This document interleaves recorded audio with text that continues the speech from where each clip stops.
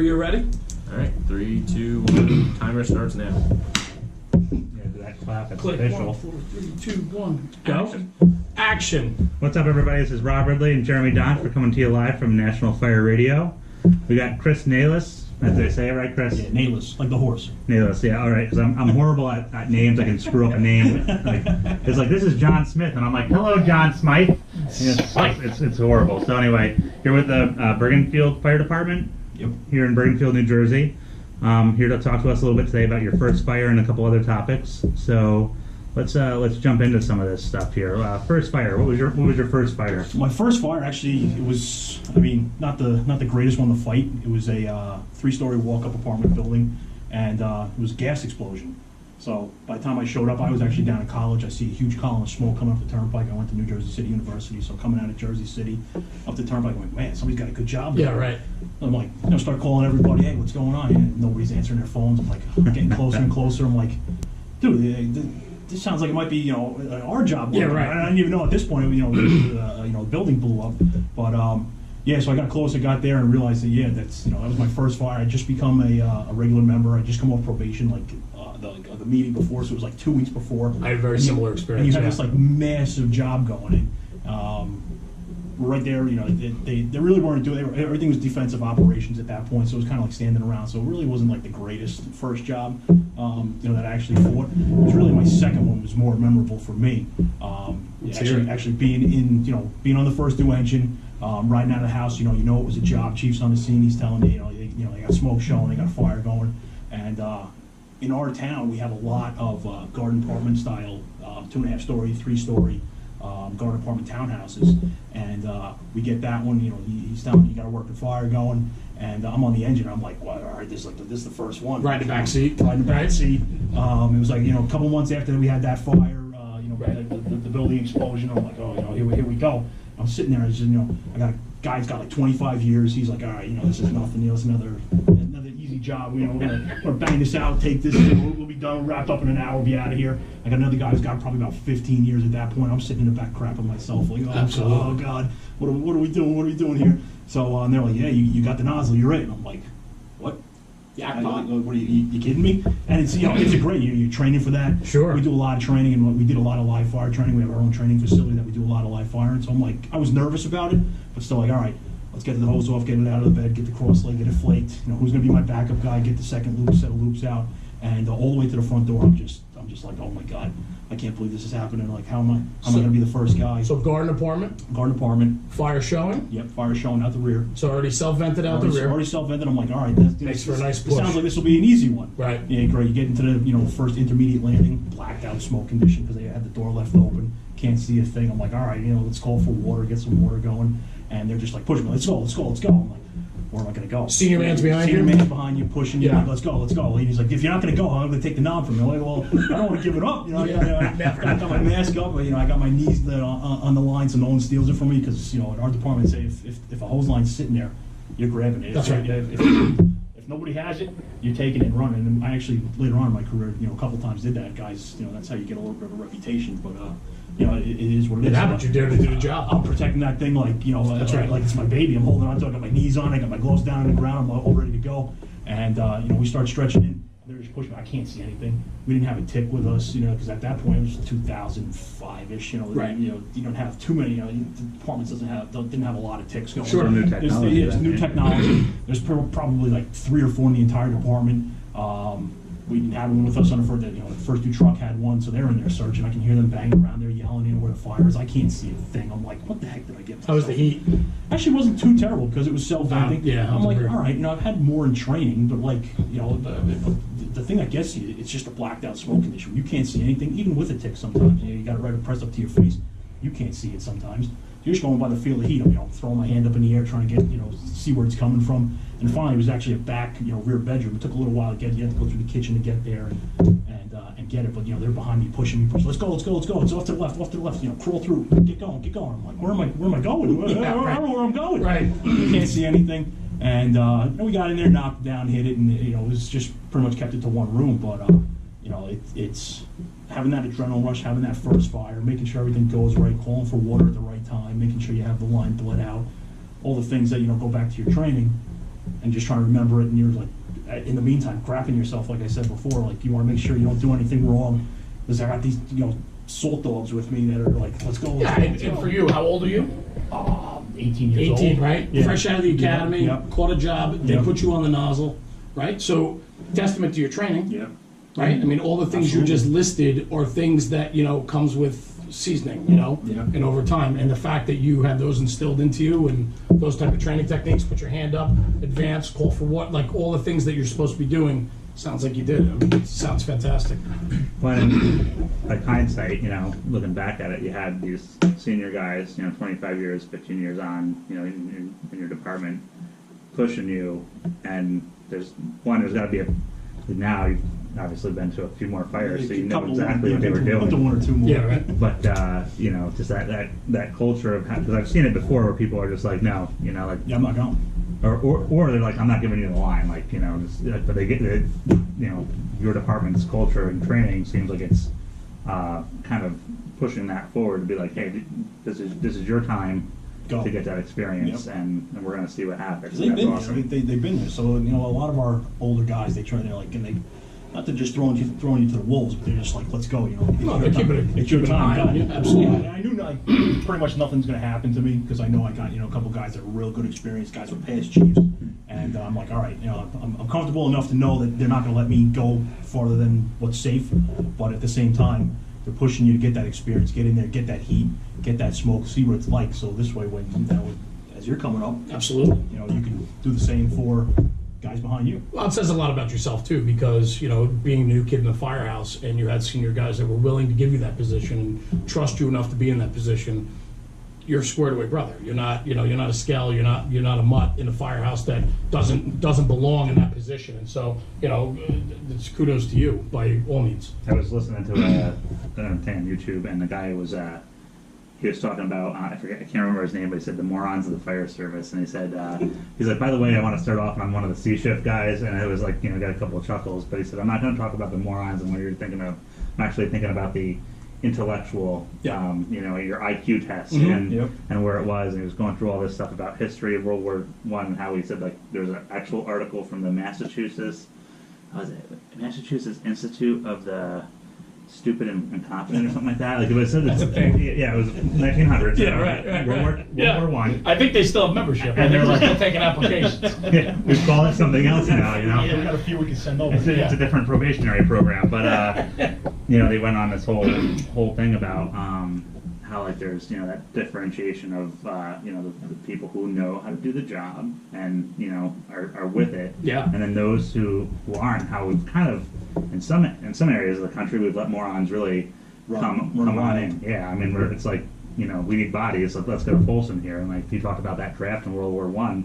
You don't have licenses or anything else. It was like, hey, if you come through this door and you tell us you're 18, Good to go. Yeah. we're going to give you that rifle and that uniform, and you're going to go fight the war. And they were like, wow, this is not working.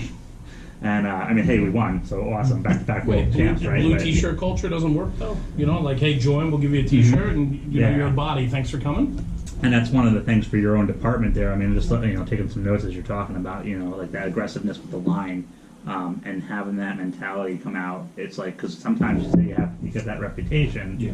but it's hard to explain to somebody when you're talking to them about it, because you're like, yeah, there's a reputation that goes with being aggressive with the line, but it also instills a discipline in the guys that, like, that line is your life and in the fire, and it's going to protect either victims from Get yourself out. exposed, they're Without a exposed to doubt. fire, or just protecting your truck crew if they're going above you. So I mean, I really was excited to hear that when you said that. So, Chris, what's one of your best accomplishments that you've had so far in the fire service? I mean, aside from becoming the chief of the department, and I'm a pretty young guy, 30 years old. I think I'm the second youngest chief. The other guy had me by a couple months. He was 29. But I was back in 1985, I think. Yeah. It was, Wow. you could just run through the ranks. You could join and run through the ranks. There was like no training, no certification requirements. So Right. I think probably the biggest accomplishment is becoming chief at such a young age. That's definitely one of my big things. But I think the one thing that overshadows that, and I sent it to Jeremy, was rescuing of a trapped lady, unconscious lady. Mhm. We had a job going 7:30 a Sunday morning, and a reported dwelling fire. And first Sunday in June, so you're figuring, all right, people are out and about. You know, if it's a fire, somebody's going to say something. Nobody's around. There was like nobody reported it, just like a passerby. They didn't even stay. PD shows up, you know, they're like, yeah, this house is chugging along. We got a job going, you know. Then at this point, I'm now the captain of the engine company. Had a real good guy with me. He's got I got 14 years. He has 15. He was in just ahead of me. Real good nozzle guy. He's a career fireman as well. So he's gung ho. He's got the same training I did, and very gung ho mentality. Let's go in there. Let's get it. And we stretch off, and the truck's pulling up. They pretty much pull up simultaneously. Truck guys get off, front door. I'm the first one up to the landing. Check the screen door, storm door, locked. All right, we've got a 4th century. Get to the front door now. Front door's locked. Okay. Truck guys, do your thing. Tell my nozzle guy, give it a couple shots. Now it's self-venting out the front, picture window. We know we got a good fire roaring. 1.5 story frame, and truck fireman, pushes the door a little bit, has some resistance, and he's like, I think I got something behind the door. Like, all right, what do you got? And he pushes in. He's like, I got a victim. Wow. And you're just like, until it happens to you, Sure. you train for it, and you have dummies, and you're searching, the firehouse, and you do these things to locate a victim. And until you actually do it, and it actually hits you, and this is the real deal now, you have somebody unconscious laying behind a door, just the utter shock, it was like overwhelming. I'm like, all right, now we got a radio out, let the chief know we found somebody, and it's this soon into the operation. Who else is in the house? Where else are they? Sure, absolutely. So now, we got one at the front door, possibly a second, occupant in there, and I was talking about, blacked out smoke conditions before. This was one of the ones that was really kind of scary. You go in, you had a very high heat condition right at the front door. The fire's blowing out, it's self-vent. Put you right to the floor. Auto exposing, putting you right to the floor. Grabbing this lady, get her out. She ended up being, I think, 92 years old. She looked like she was probably about, maybe in her 60s. Phenomenal shape. She just, tried to self-extricate, face down in front of the door, blocked the door, pushing that door open, getting her out. Grabbing her with the truck guys, and she was unconscious when we yanked her, and we got her outside. One of the paramedics, who's pretty local to our area, was right there. Was walking up the street. They're like, "Hey, with the unconscious victim coming out." He went right to work on her.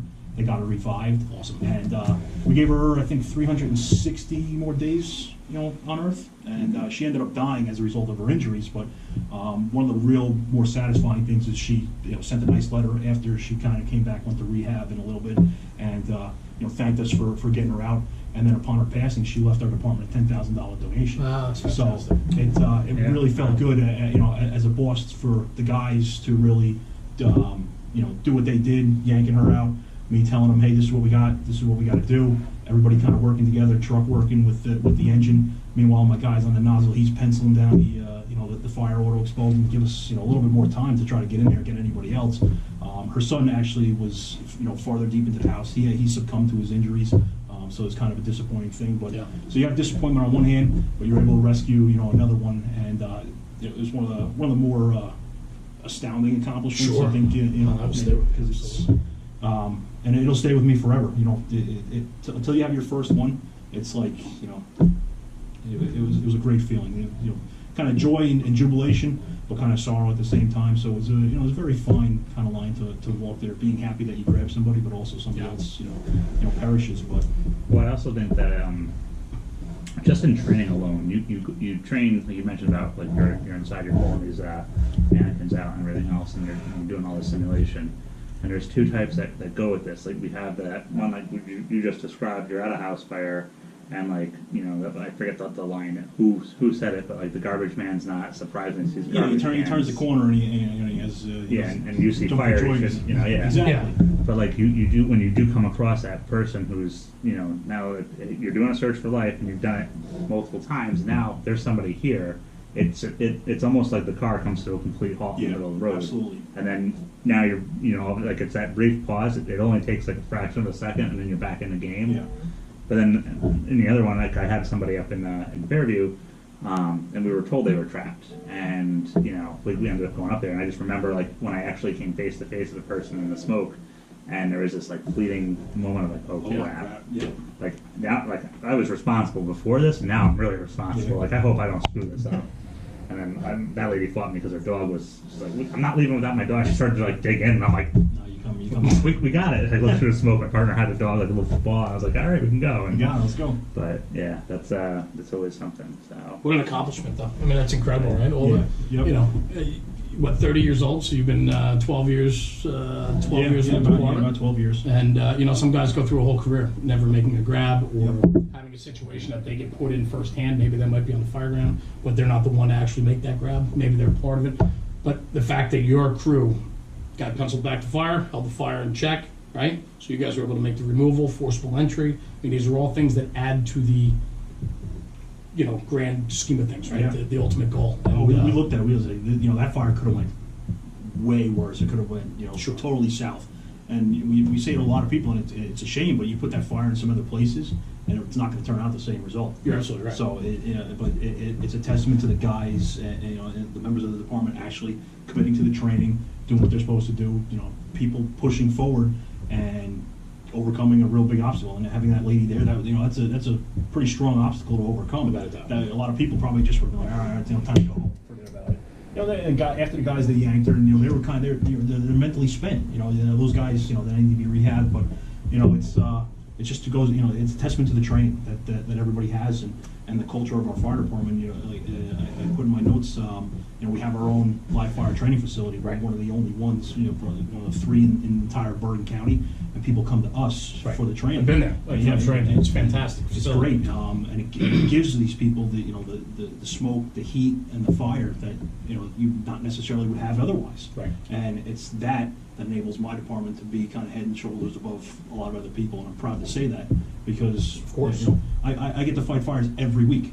Yes, they're training fires, but at the same time, it's fire experience. but it's getting going through guys that that- muscle memory. Absolutely. And because I mean, I've been on the side. I'm a firearms instructor, and you know, people want to know how to like do self-defense stuff, and it's all muscle memory of coming up out of that holster, bringing up front sight on the target, putting 2 hands on the gun, and pulling the trigger. And I mean, especially having that option in the background of being like, hey, we have this, you know, live fire facility in the back. We can do this pretty much when we're dedicated to Yeah. do it, which sounds like you guys are up there. So talk to me about the culture of Bergenfield, because it's kind of like it's bubbling up to the surface here as you're going through talking about the first fire that you went to, this one where you had the garden style apartment fire, and then this one getting this woman out. What's the culture in Bergenfield, and how is it barreling through the hurdles in today's fire service? So I think one of the biggest things is training, like we've been talking about for a little while here. You know, for our department, we're training. My company, we have 3 companies in town. We're training drilling 5 times a month. That's not including your meeting night. That's not including your cleanup night. We're training 5 nights, 4 Fridays. People look at us and say, "What are you crazy? You giving up a Friday night to go train?" Well, yeah, that's because we're serious about it. Yeah. We give up our Fridays. You know, and 2 hours. What's 2 hours? It's nothing. 10 o'clock, 10:30, you're wrapped up. Guys want to go out after? Hey, you know, go. So the culture is training, and it's a lot of the older guys that have been there 30, 40, some 50-year members. It's nice to have that. It's nice to have. You'd have they show this is what has gone on, you know, in the past, and you grow from it. You know, this training facility that we have, it wasn't just, you know, overnight, like, hey, let's build a training facility. It started like way back in the 70s. They were pushing it, and even then they were like, hey, we see a need for training. We have to train our people. Mawa's not, you know, the closest place. Probably, you know, it takes about an hour round trip, you know, up and back. By the time you get up there, get settled, get ready to go, you don't have that much training time. We need something locally, and we really built that facility for ourselves, just to, you know, for our guys, because of the culture of training. They took it so seriously, and you know, they built that, and we pushed it, and really the culture in the department is to train. We're dedicated to training. We're not very flashy. If you look at our rigs, you know, we don't have every light under the sun. We don't have, you know, Q sirens out the wazoo. It's, you know, functional apparatus, get the job done. It's not a lot of glitz and glamour. It's just functional. Get in there, get it done, and that's kind of the culture we like. It's Now, I want to go. You said you got these 30 and 40-year members of the department, and I think there's going to be some viewers out there that are thinking, or there might even be a listener who's out there and be like, well, hey, I got some 30 and 40-year-old guys like that. I'm doing pretty good, but I feel like these are like not your typical 30 and 40-year members of the department. Like in my mind, I'm thinking of like that, you know, hey, we're gonna switch to these nozzles, and all of a sudden you hear it in the back. It's the dinosaurs. They start moving. They got that. There's definitely still a little bit of that, But it sounds like there's this like not in that culture. There's these guys that are back there who are really coming forward. Tomorrow, I say, like, hey, these 30 and 40 year guys are gone. How does it change your organization? Really just the institutional knowledge, it would disappear. If a guy like that walked out the door, you don't have somebody to go back to and say, hey, 20 years ago, did you do this, or a situation comes up and arises, what happened then? That just kind of instantly disappears. Yeah. We just had our career captain. We're a combination fire department. We had our career captain retire. He was 30 years career.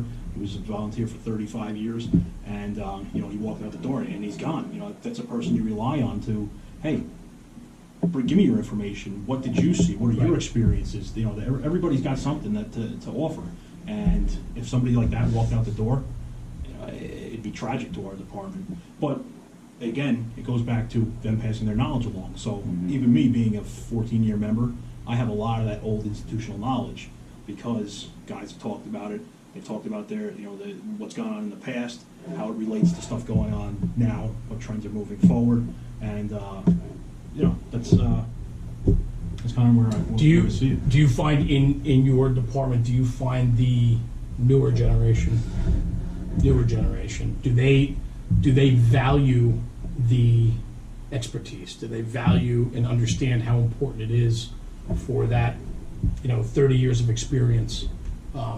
Because I know, like in my own department, it's a challenge. Yeah. And I think it's a challenge across the board. So, but I do find that departments that are strongly rooted in their membership and in training and things that make us a proactive and progressive department, we tend to have it better than others. Yeah. And I have a feeling you guys probably do as well. I mean, it's kind of like 50-50 because some people come in, they see we've had a lot of people come from other departments move into town, and they come and they're like, hey, I'm looking to join, and we say, look, this is the requirements. We're basically going to ask you for five nights a month to train, and they're looking at you like, what? Yeah.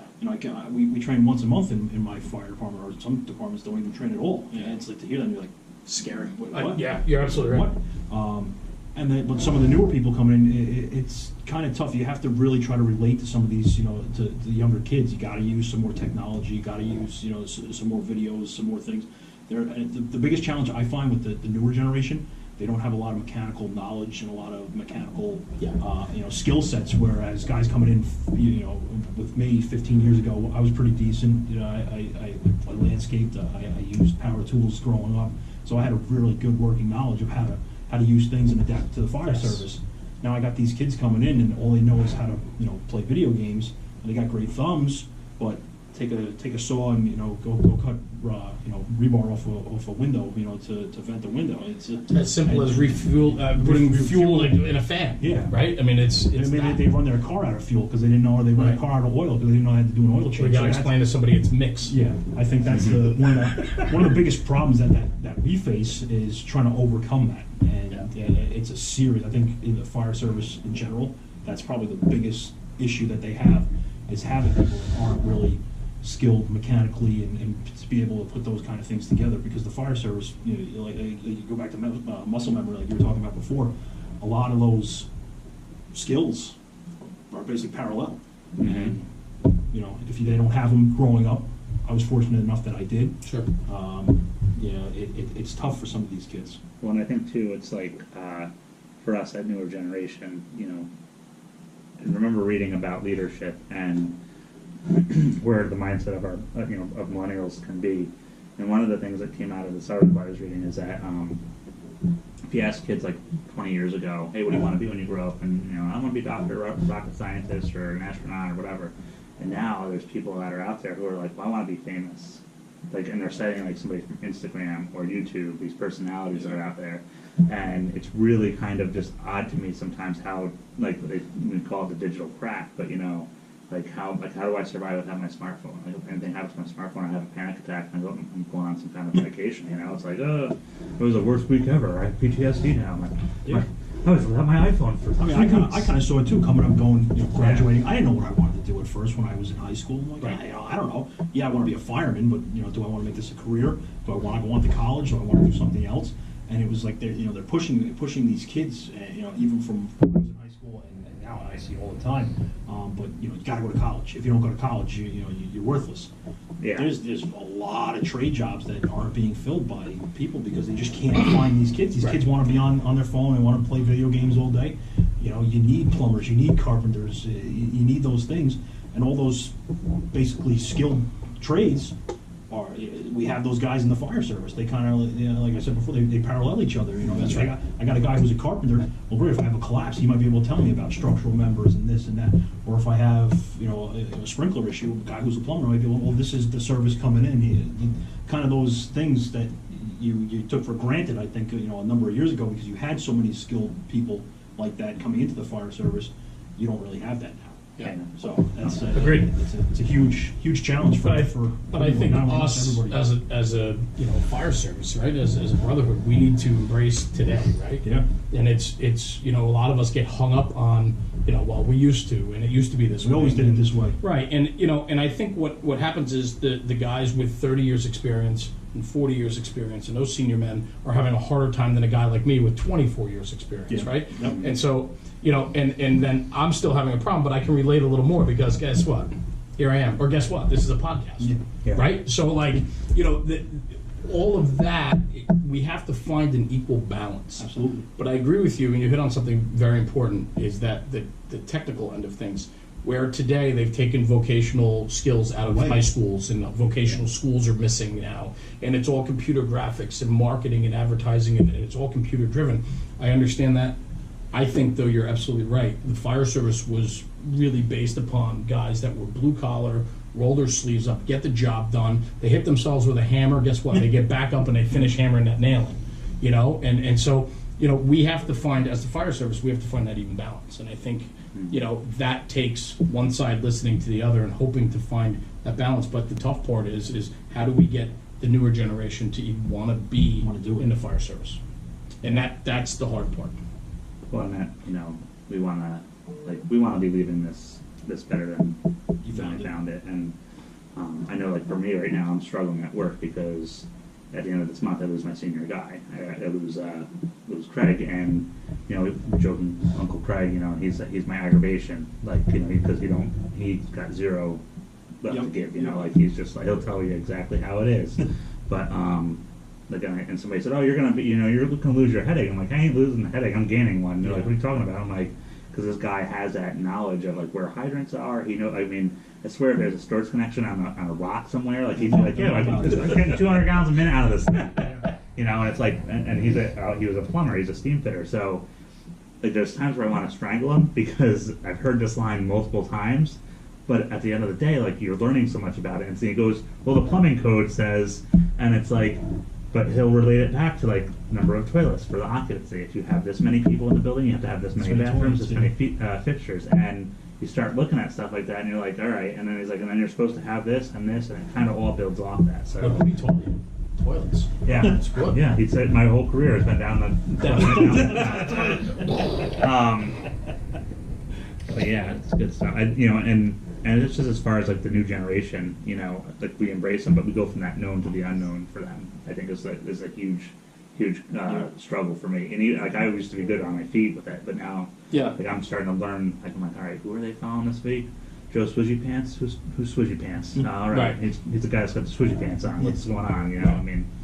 And it's keeping up on this stuff is sometimes it's a little bit like for me I gotta learn it just as much because if I don't, But and that's how you have to be relatable, right? You have to be able to relate. So, and Chris, for you being the chief of department at an age that is younger than most, I think that is only a benefit for you. Yeah. Because you're able to maybe bridge that gap, and I think the senior guys, the older guys in the firehouse have their trust and faith in you that you're going to do the right job because they put you in that position. Yeah.